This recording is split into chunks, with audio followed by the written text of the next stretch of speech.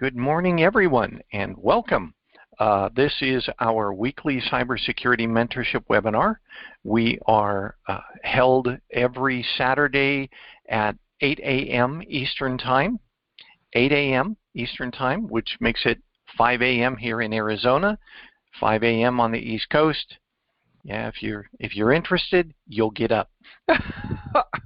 So I wanted to discuss a few things. The first one was from Michelle, who is a member of this team or member of this group, and she brought up this issue with Apple, and I thought it was very timely. She literally posted this less than 2 hours ago out on LinkedIn. In this, we talk about Apple updates and the fact that there are at least two, these were the two that were discussed, but actively exploited zero-day flaws. Morning, Jimmy. Morning, Ron. So actively exploited zero-day flaws. Now, can anyone tell me what we mean when we say zero-day flaw? Any of the mentees? When we talk about a zero-day flaw, what are we referring to? It's already been attacked, and nobody really knows about it until that day. So you got to move on it and get a patch as soon as possible because you have 0 days to get it out. Yeah, I appreciate that, Ron. You're sort of wording the way that I put it. My definition and the rest of the world's definitions may be different. When I think of 0 day, like Ron said, in my mind, that's how many days I have to get this fixed. 0, you got to do it now. If something is extremely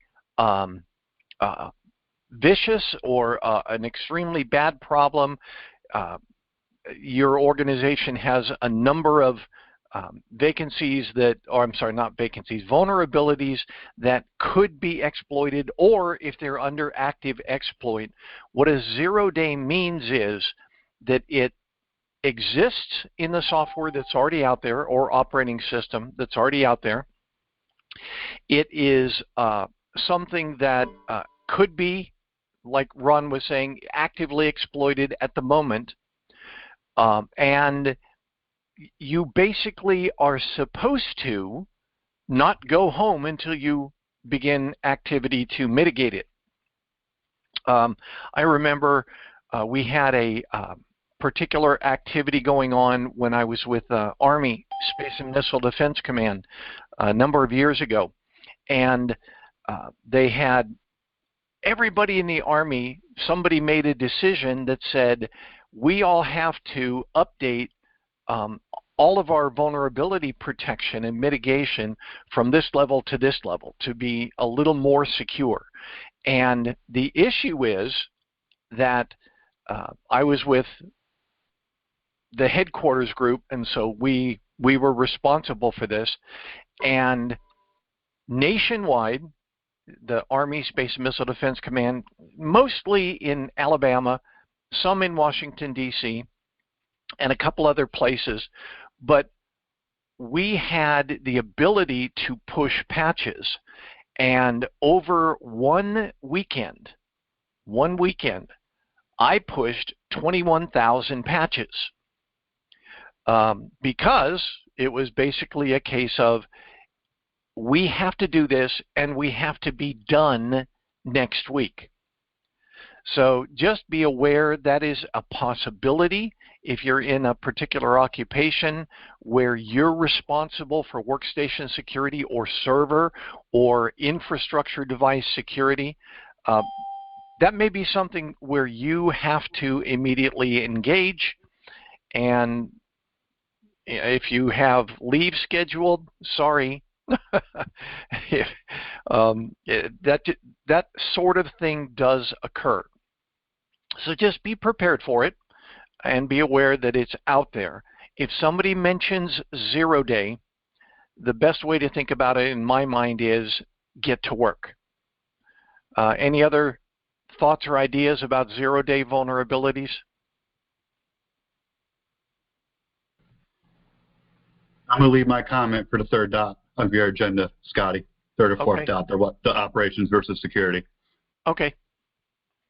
Yeah, that is where we're going with this, Chris. Thank you. So I was looking at this, and they use what are called CVEs to describe documented vulnerabilities, and they also rate these vulnerabilities, but we can talk about that.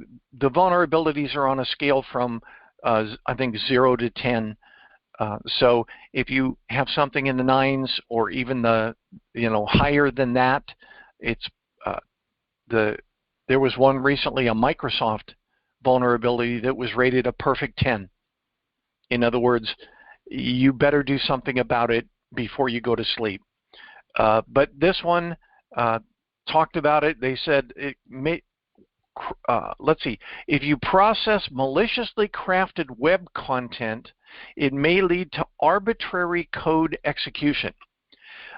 This is a very oft-traveled issue for people who exploit vulnerabilities.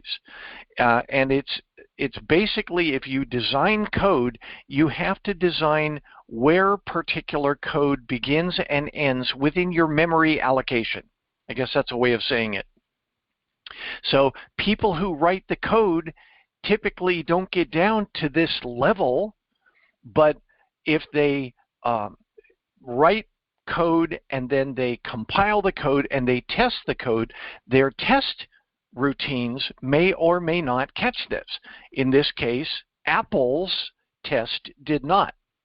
So somebody went out and found this and said a particular web page could cause exploitation of any Apple device that is viewing it. So what they said is Apple addressed the flaw with improved memory management. In other words, they made sure that that little particular exploit was covered, usually through better definition of field properties. I guess that's a way of saying it. Chris, are you aware of a better way to describe how to handle arbitrary code execution? The way I would think about it, from reading that statement, is watering hole attacks or typo squatting type of attacks. Mm-hmm. Let's say Citibank, you change one letter, or you just kind of make the letter that's closer to the address, like Cito Bank, mm-hmm. if you were to accidentally typo it, or you make something that looks like Citibank, and you lure the people into the website to get in. Mm-hmm. It will remote execute that code into your computer. I want to know the meaning of that term, by the way. I've never seen that term before. Use after free issue. Yeah. For me, it sounds like, hey, you go through that trial free, but then you use it afterwards without patching or doing any updates or paying for it. But I've never heard that term before. I'd like to know what that means. I wish Douglas was on because he's our coder. Tobias, go ahead. A little bit clear. Yeah, so use after free is a class of vulnerability where memory is not handled properly when a program or application is done using it. So in C coding, there's different ways to allocate and then free up memory using different functions, but it's basically a bad practice in how the memory is freed, but then it is still used later on, or you can, through either valid or even invalid malicious input to the application, trigger the use of that memory again after it's supposed to have been freed and cleared. Got it. Got it. Yep. That's the use after free in a nutshell. So that's why, for example, it talks about memory management being the resolution for it, and like Tobias was saying, it's within the system or the application allocation for memory. If any of you have looked at, I remember back in the day, you could run a particular application for a long period of time. Let's say you had a camera app that you had going for your security cams, and if you run it for 30 days straight, all of a sudden you start to realize that your computer is running slower. And you'd say, well, what's the deal? I haven't run anything extra. My memory's okay. Why is that? And the reason that occurs in poorly written code, like Tobias is saying, it actually does not free the memory up after it has used it for a particular routine or library or execution. And so therefore, it just starts consuming more and more and more of your device memory, to the point where the way to fix it is to reboot your device or restart your application. So memory management, you'd think that Apple would have this down, but they didn't. You'd think they would know how to make sure that all of their code does not contain these things. And Apple, we were talking about this before the webinar, Apple is probably one of the best in reference to security management out there. But look at this, 2 actively exploited vulnerabilities just in this one iOS release. So, and the other one talked about kernel arbitrary code execution with kernel privileges. Tobias, do you have a quick explanation of what that means without getting too geeky?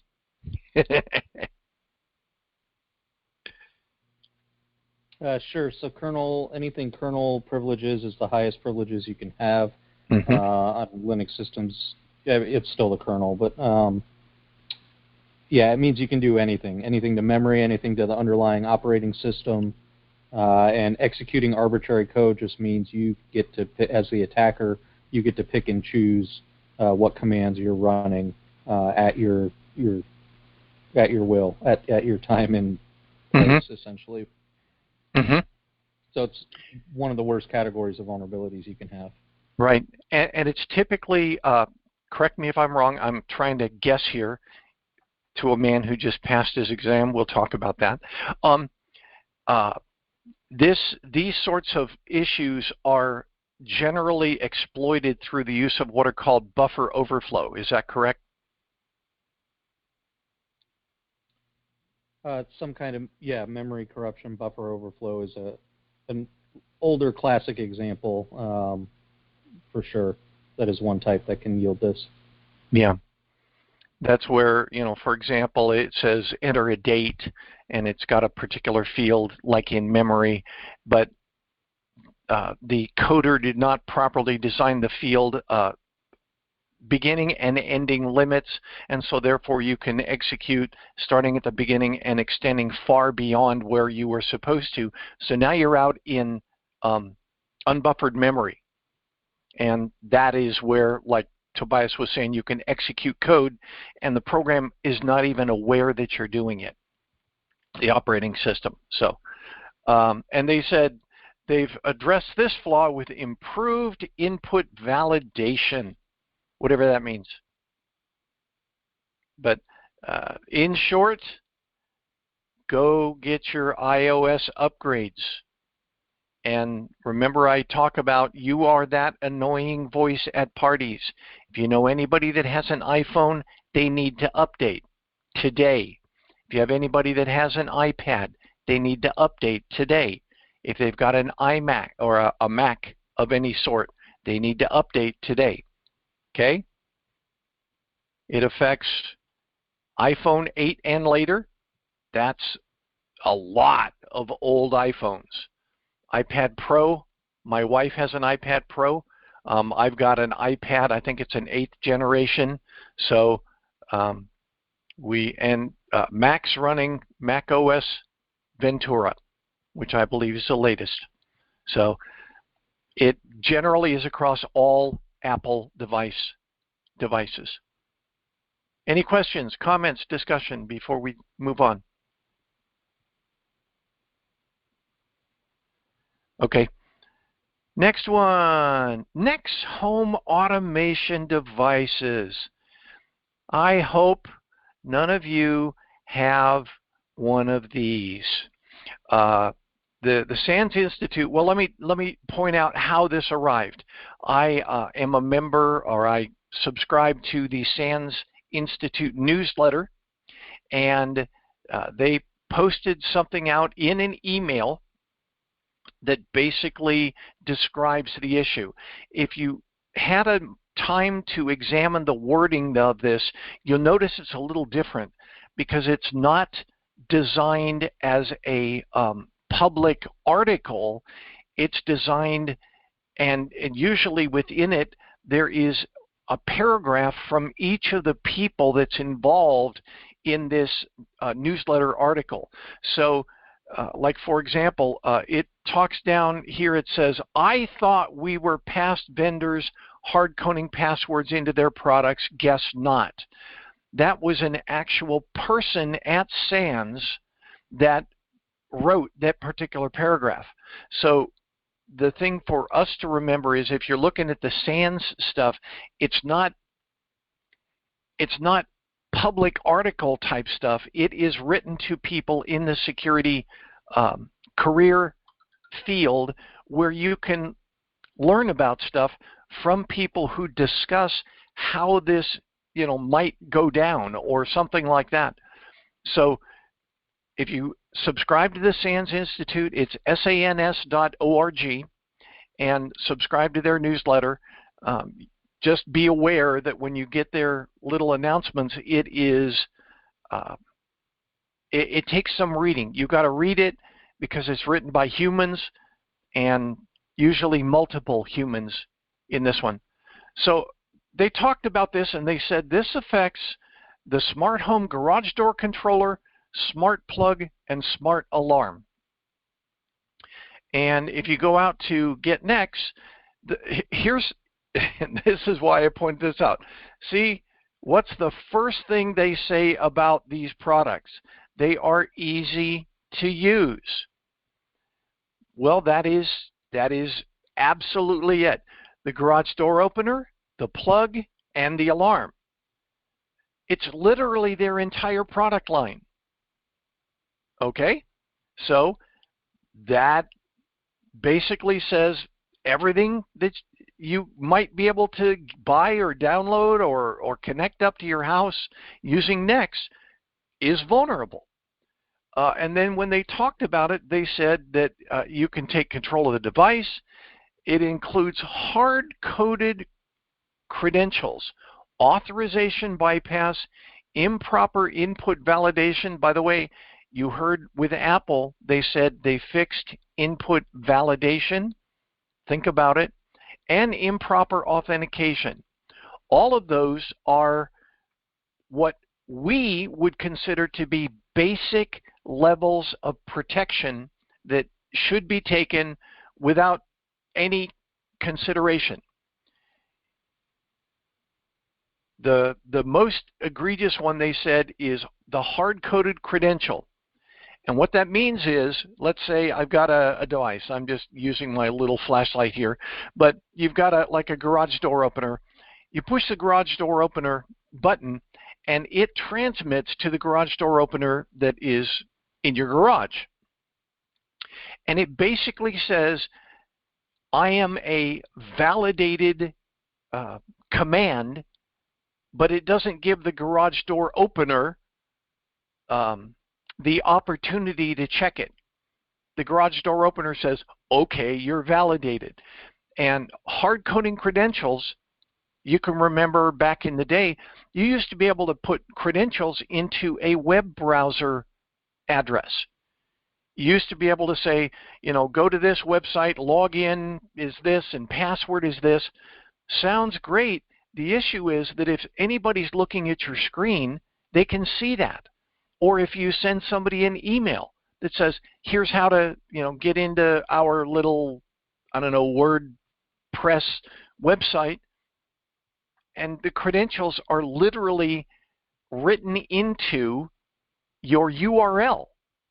Not good. Hard-coded credentials are security. Somebody was not thinking when they designed this.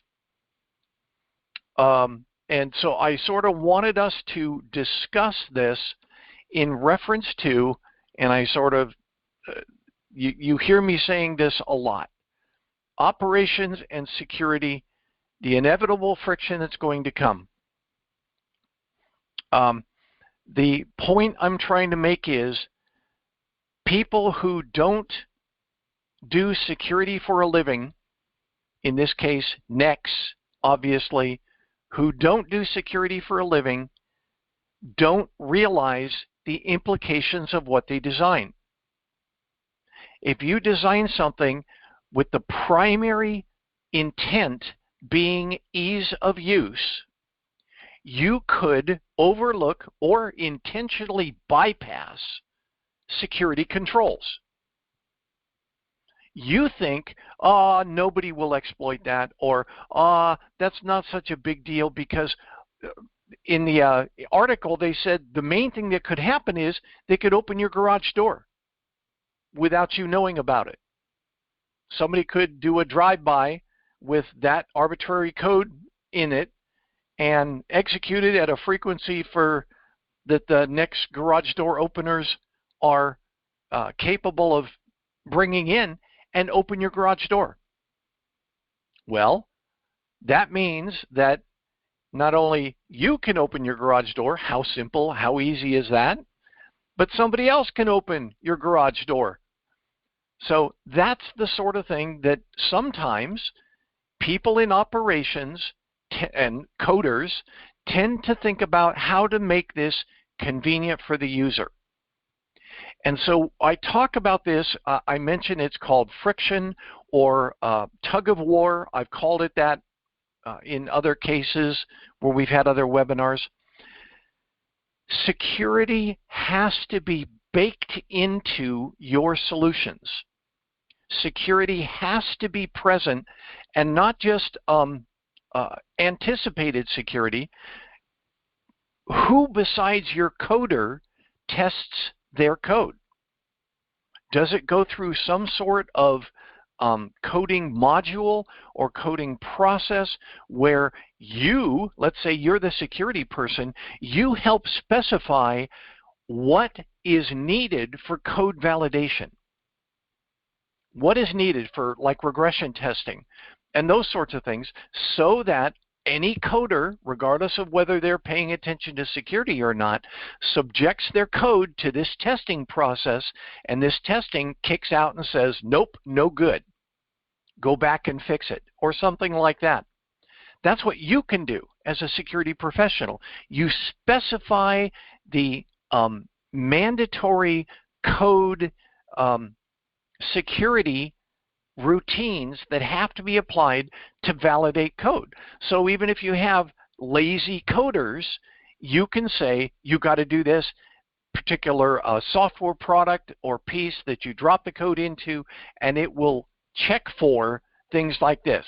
But hard-coded credentials, that was purely on the part of the people who designed the Nexx products, because they wanted them to be easy to use. Ease of use, security, they're always going to be in conflict with each other, because security, it may require people to do extra things. It may require people to have to read extra little modules on their screen that say, by the way, there is no what's it called? Oh, privacy. There is no privacy implied if you visit our website. Terms and conditions, they call it T's and C's, or the EULA, or the logon warning banners, those sorts of things. They say, be aware that you're using this with the following understanding. If you continue, you agree to anything that's written in there.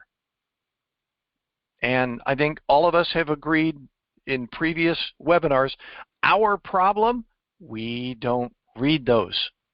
So the important thing for you to remember, and for you to try and encourage people within your sphere to remember, is that you should read it at least once, so that you can say, yes, I understand the implications of using this particular application or device or whatever.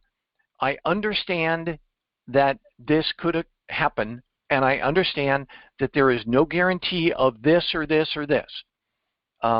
We actually had a webinar session on this, and we talked about those end user license agreements and the logon warning banners. They are there for your protection, but they are also there for the protection of the person who provides that product. Because they can say, wait a minute, I told these people that this was not guaranteed. So if anybody went there and thought it was guaranteed, there was a big monster thing on their screen, and they had to click, I agree to these terms. So guess what? You can't take them to court, for example, because you clicked on the end user license agreement. You agreed to those terms. But from a accessibility standpoint, let's not worry about that. That causes our customers too much work. So let's just hard code those credentials in. We're right in. Yeah, and somebody else is right in as well. Any discussion? Chris, you said you had something to talk about. Yeah, this is a scenario, and I'm glad I'm reviewing it in my examination study for the certified cybersecurity. There's actually a whole section about configuration management, change management, and patch management. And I'll add one more with asset management. And I'll say the operation side has one mission, is to make sure the users are happy, but also to make sure that the balance between user happiness and security is there. In a perfect world, you want to know exactly everything in your network, and that's the biggest mission in security, besides the CIA triad. You cannot secure what you do not know. If you know you have that product, this is good awareness for you to say, what are my risk mitigation strategies? What's the risk to am I gonna that risk appetite back again? What's the odds that someone's gonna drive around and play with my garage door and all that great things? I know in an organization, if you have like a small organization that bought that, you would probably want to go up to the boss and say, hey, look, here's what's going on. Here's what SANS is saying. Here's what everybody's saying to do. We got to do it.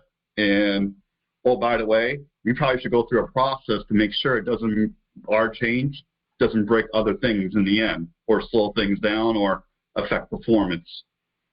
And that's the change in configuration management process, along with patch management, and that cycle around. So I think the best advisement for us as practitioners is to make sure we know everything that's on our network in the end. Yep. And that's asset management right there. Yep, very good point.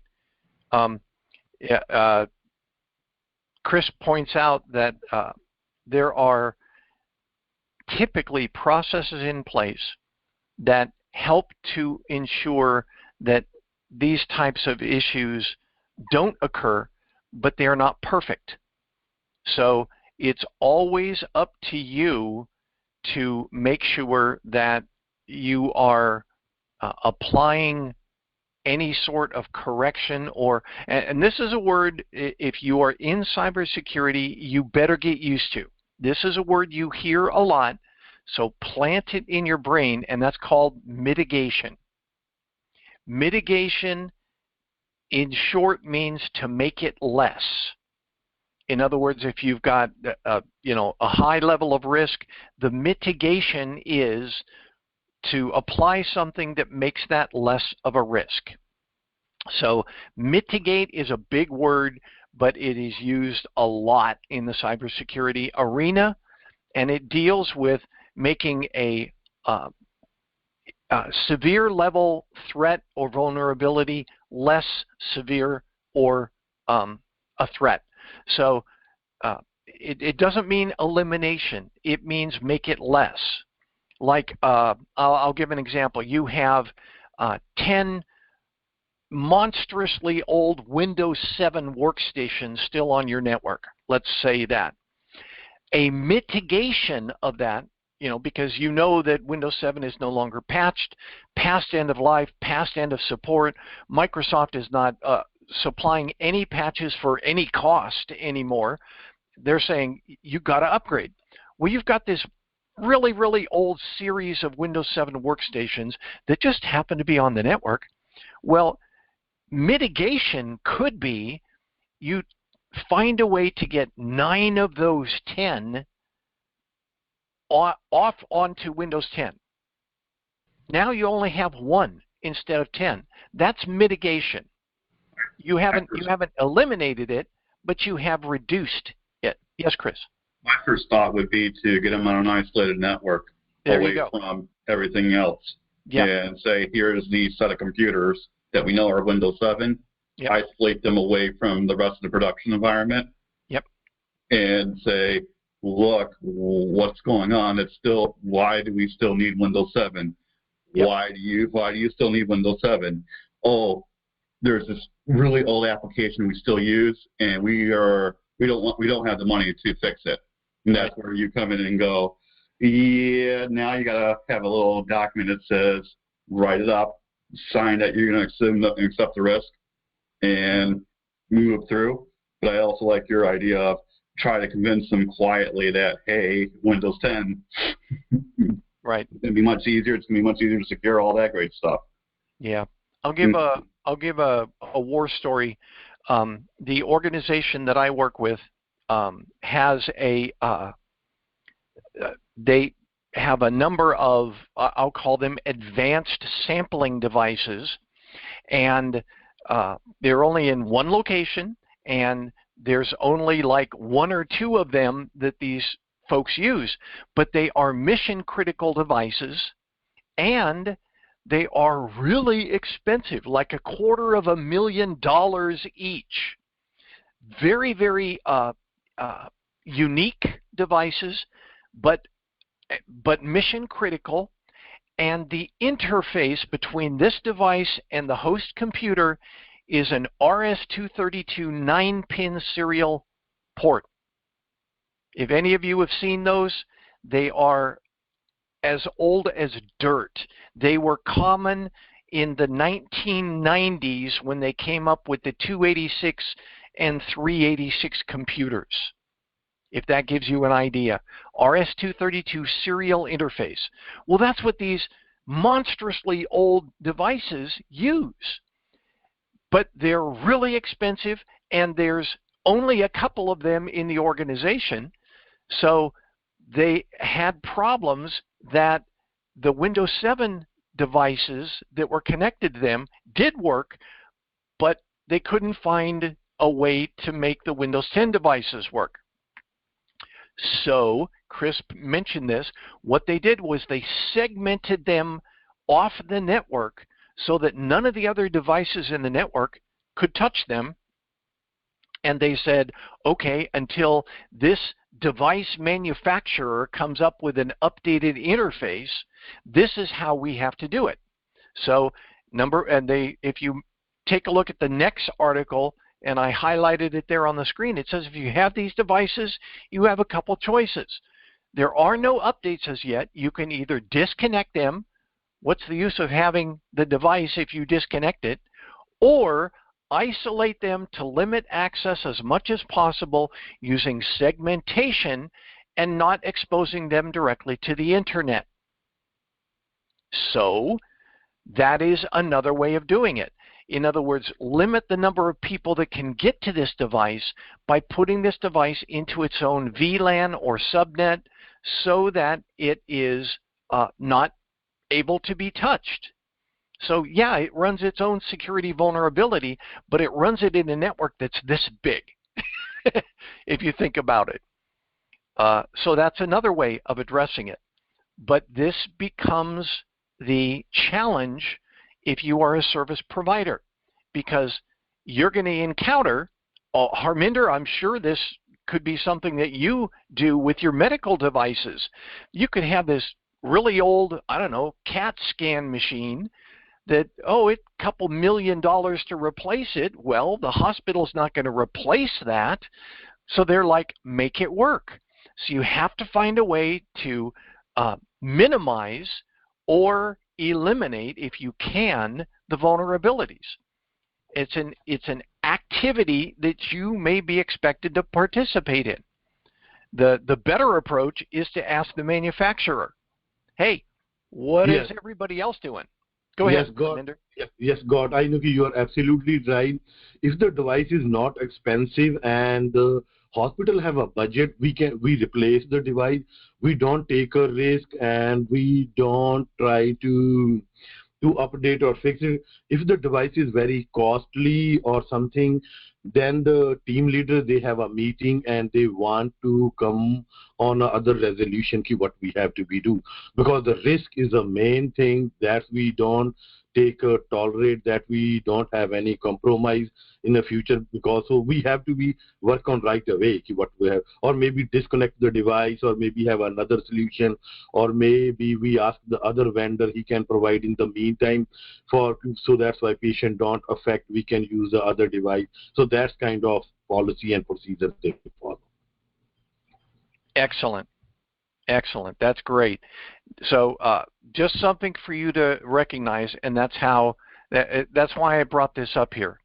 There will be an expectation, if you are in the cybersecurity career field, that you are keeping track of our stuff and making sure we're safe.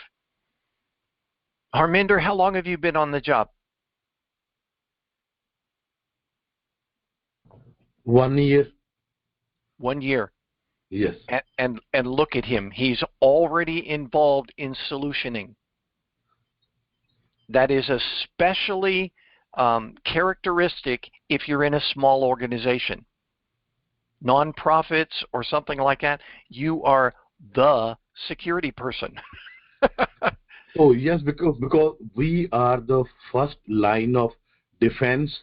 So that's why we know everything, what's going on, what we have to be doing. So we are the first person, we get the call and provide the resolution if we are unable, and we have a different teams and we escalate to the different teams. They told us everything what we do. The first line, so that's why. So everything is go pass through us. What's going on, what steps we have to take. Mm-hmm. Mm-hmm. Very good. I love it. Thank you, Harminder. Thank you. I knew I was going to get that answer out of you when I asked. So. Oh, yeah, thank you. Okay, thanks. Okay, thank you. Yeah. Okay, very good. Any more discussion on that before we move to the next one? Okay, well, the next one is a topic of constant conversation. There are many people who, especially if you're in like this mentorship program, you may not have any cybersecurity experience, and yet you're going to be submitting your resume to a prospective hirer and saying, look, hire me. It's important for you to realize that you can do things that may not be a 9-to-5 employment. You go in, you clock in, you do the work, you clock out, and then you say, I have this experience. Many people don't realize that, like even for the federal government, even in the federal government, experience does not have to be paid experience. I'm going to let that sink in for a second. If you do something as a volunteer, that is experience. If you do something part-time, that is experience. Okay? So it's important for us to realize that we have the ability to do things that we could do them today. We could literally work on things today. You could become, like I share this frequently, you are that annoying voice at parties or family reunions, family picnics. Hey, you got iPhones? You need to update them today. Hey, you know, if you don't know how to do it, I'll do it for you. You become the resident expert for your particular sphere. People will then listen for you to announce when something's a big deal. They will expect that. You become the resident expert. So be prepared to do that. Be prepared. Look for things like this Apple code vulnerability that was fixed with iOS 16.4.1. Okay, anybody, you guys have 16.4.1 on your phone? Oh, if not, here, hand me your phone. I'll do it for you. You know, those sorts of things. You can, if you're actively doing it, you can claim that you're the resident security expert for your family, or you told everybody to do their patching and updates and assisted them with it, made sure that everybody at the party was updated. You can put those things in your resume if you word them properly. Remember, you're dealing with someone who wants to see not only the work that you've done and the experience that you've gained, but they want to see your attitude. And it may not express itself as being, I've got 4 years of security experience maintaining this particular firewall or something like that. That is hard experience. But what about soft experience? They could look at you, I'm a bagger at Walmart, and you, I'm a bagger at Walmart, but I do this security mentorship program. I'm enrolled in the ISC2 1 million certificate in cybersecurity free classwork that they're doing. I have volunteered to do IT security at my nonprofit organization. Who are they going to hire? They're going to hire the person that demonstrates that they want to make a difference today. All right? So just be comparing yourself. Be careful about saying, I'm comparing myself to the practitioners, because you are not yet a practitioner. You've got to understand that. We cannot make you a practitioner with the amount of time that we're given here, 1 hour per week. We just can't do that. But what we can teach you is why it's important to have that mindset. We can teach you those homework assignments where you're supposed to look around at everything that you see with a cybersecurity lens and say, oh, I never thought about that before. Oh, my dad has one of those. Oh, those sorts of things. You then start applying your awareness to the betterness of people around you. All of those you can put into your resume. It may not fit under the experience section. It may be under the other, but okay, it's all valuable, especially if you are comparing yourself against somebody else who doesn't do those things. If people are looking for entry level, you want to show them as much activity and as much interest as possible. And I will tell you, as a prospective hirer, I've read, I'd say, well over 1,000 resumes in my career. And I am not impressed when somebody says, I'll do all of that if you hire me. Well, what if, how do I know that for sure? I don't, because you haven't demonstrated it anywhere else.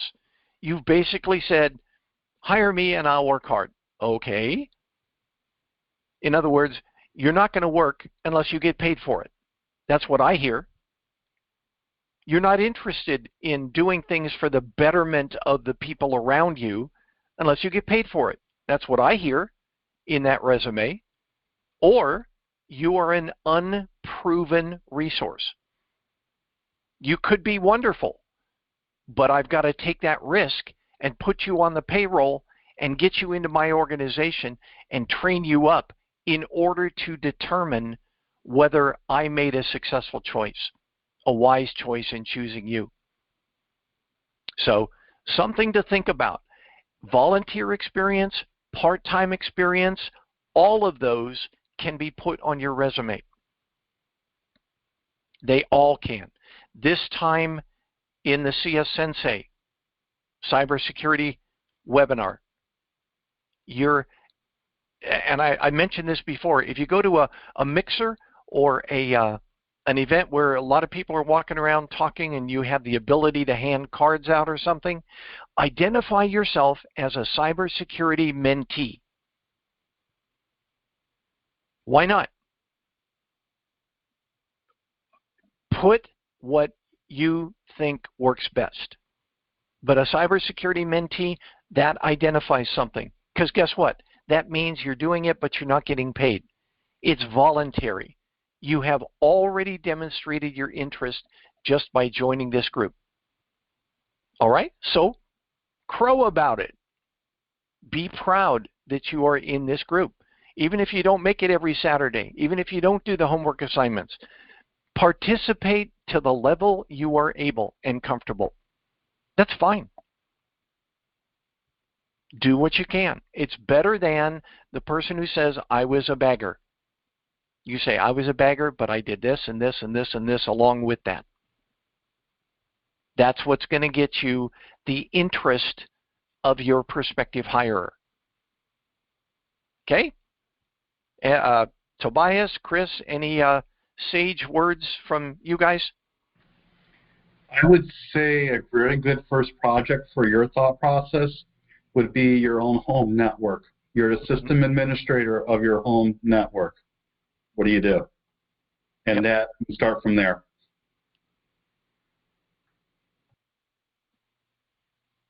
I'll echo that. Home network, home lab, anything you can do and show the constant curiosity and learning, it definitely stands out.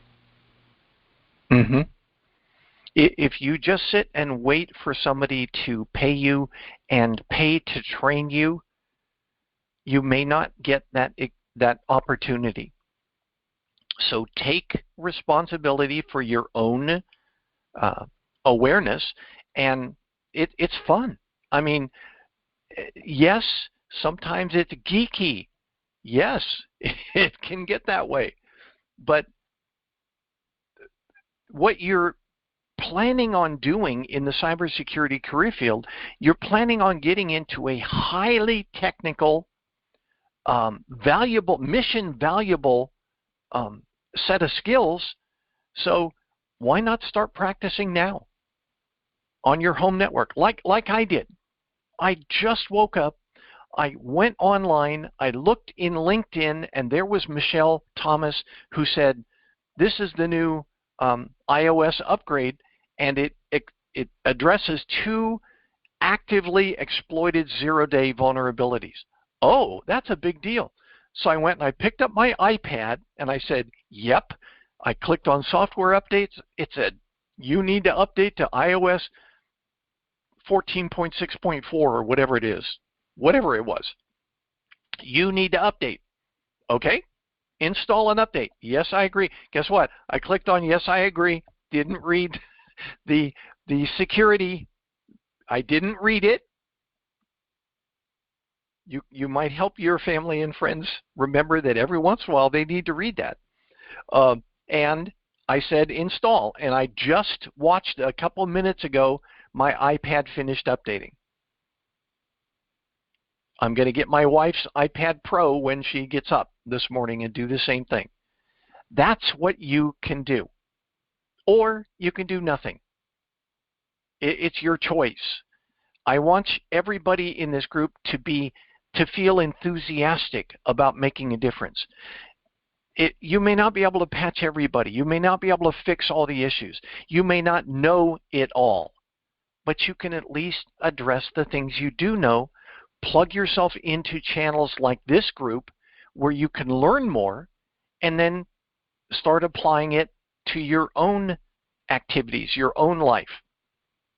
Okay? So the last thing I wanted to talk about, I think it was the last thing on Scott, here. Yeah. I have a question before you begin the next topic. Sure. I'm glad that you brought up the topic of resume building. Since I became newly to this mentorship as being a cybersecurity mentee, the question I have that is, when can I add that cybersecurity mentee onto? Could I currently add that onto my resume as I am attending this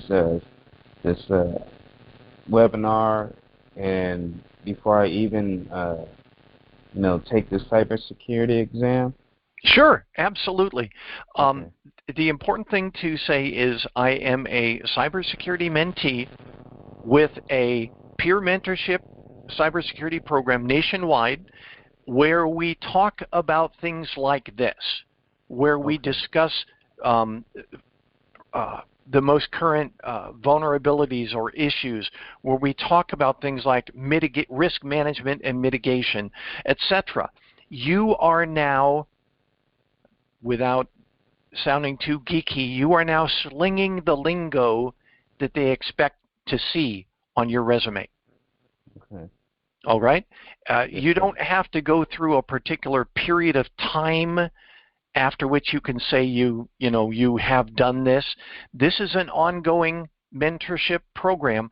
There is no start, there is no end. So you can't say, I started it on this date, I graduated on this date. We're all learning. Okay. You can just say when you started, which was the day you signed up, and you say, I actively participate as a mentee. Okay? Yes, sir. Thank you. Makes sense? Sure. Sure. So the last thing I wanted everybody to understand is that you can do something today that makes a difference. And I'm going to pull up, let's see, I've got a, yeah, I've got one here. Customer service. I got this email, and it says, recently disabled account, important notice, your account was recently logged in, ? And information as amended, blah, blah, blah. And it says Amazon, customer service, to Amazon service at customerinfo.com, BCC Scotty DC at yahoo.com, that's me. And it contains a PDF. Well, if it comes from Amazon information ACC8 ACD blah blah blah blah blah blah blah blah at webappcatecopi.com. Does that sound like Amazon? Nope. So first of all, I am not going to double click on that PDF. Another way of describing a PDF that comes from a source like this, another way of describing that is payload. That could contain macros, it could contain links to malicious websites, it could contain all sorts of things. I'm not touching it. So what I do is you go out to ReportFraud.ftc.gov and say, and I've already done this, so I'm not going to do this today, but it says, okay, report common problems. What was this? Well, it was something else. It wasn't health related. It wasn't an annoying call. It wasn't about phone, internet, or TV service. It wasn't a credit, debit, or loan, sweepstakes, or prize. That's one that you see frequently, sweepstakes or prize. Hey, you have earned a Crusette cooking set or something like that. Online shopping, I could have been, but I said it's something else. So I'll continue. Describe what happened. So here's the way to do it. Here's a trick. I'm using a web interface from my email, but I know that if I click to forward, it takes the entire header from that email and puts it into text. So I take that and by the way, I'm not forwarding it, I'm just clicking on forward so that I can see the entire text of that email header, and then I say, there it is. And it shows where it came from and who they say they were going to, customerinfo.com, right, and it gives the subject. Great. And then I say PDF attachment, which I did not open, or something like that. And then it says, okay, did you send or pay money? No. How much were you asked to pay? Nothing. When were you first contacted? This is the date of the email when it arrived. Name of the company? Well, they called themselves Amazon. So I put that in there. Their first name, their last name, I didn't worry about that. Any other information about them? No, I'm not concerned about that. Are you filling this report for someone else? No, I'm doing it for me. Fill in my contact information. And then down here they ask for your age range, your military status, military rank. None of those are mandatory, but they help for their demographics. And then you click submit. That's it. You have then been able to report on what you believe to be a phishing email or some sort of malicious email that says it's coming from customer service, but it's probably not. Now, why go through all that trouble? Well, the main reason is if you don't report this, don't expect it to improve. You keep thinking somebody else is going to do this. If all you do is delete these emails, then you can expect that they'll continue. Be part of the reason why people don't send these anymore, because the filters are updated and they catch them, or the individuals decide that it's just not worth the risk to do it, and so they stop doing it for everybody. You can actually be a force for good without having a job. And this is one. If you get spam, if you get phishing, if you get those weird texts from, BAO or BOA, whatever, oh, that's Bank of America, isn't it? No, probably not. Report them to ReportFraud.ftc.gov. Why? They're telling you to. The federal government says please do this.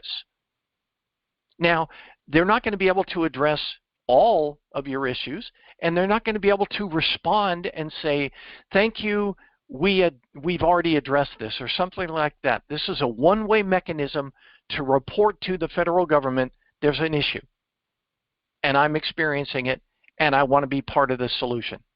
So you report what you have. If you're in your email and you click on report spam, that goes, in this case, that goes to Yahoo, but it doesn't go to the FTC. So you have two alternatives here when you get things like that. Thoughts, ideas, suggestions? Anybody? You said it's one way, but if you work for the federal government and you report something like that, do you get a special response back? Are you asking? Yeah. Oh, okay.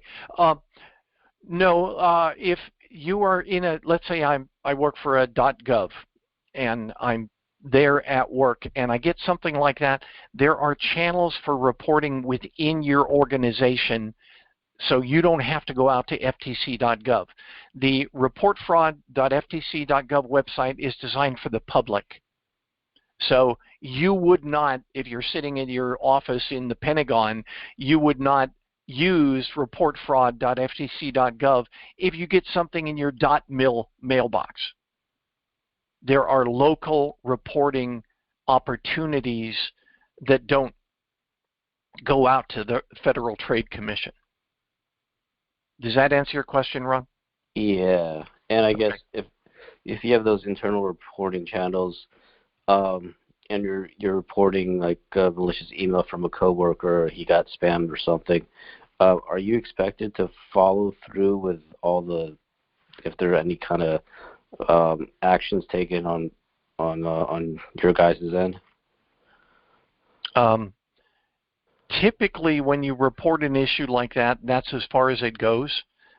You know, someone else will evaluate it. Someone else will decide if it's actionable.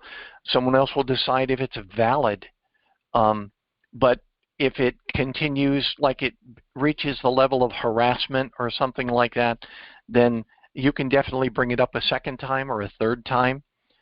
Just be aware that you need to really evaluate what you are reporting rather than turning on your inbox rules and saying, if I get something from this guy, send it to the trash. You know? Yeah. There are things that you can do. But what I'm saying about ReportFraud.ftc.gov is you can do this and it could help society. You know? And oh, by the way, you can put that on your resume. I am a channel for my family. If they get stuff that comes in, I help them report it to the FTC. Free. So you have just done volunteer work without expectation of any pay to make this world a better place. See what I'm saying? Yeah. I'd be proud to put that on a resume, and I would be proud to consider someone who puts that on their resume and cites it as part of their experience. I'm doing this because I care. That's the only reason you would do it. And it's upping my skills before I even get hired. That is worth a lot of consideration to a prospective hirer. You already are exhibiting that mindset of somebody who wants to make things better. Okay? Well, that's all I have, guys. It's been an hour, and it went by fast. Please, if you would, take the time to look at our homework assignments. Take a look at the world around you and bring it back. Examine these things from the viewpoint of a service provider and say, what should I do if I'm in this situation so that this doesn't occur to me or my organization? It's a great way to think about things, and it puts you in the driver's seat for your cybersecurity career. Okay, that's all I got. Everybody have a great Saturday and a wonderful Easter Sunday if you are observing that. And we will catch you on either on Facebook, on the email, or here in the webinar next Saturday. Have a great one. All right. Happy Easter. Take care, everybody. Bye-bye.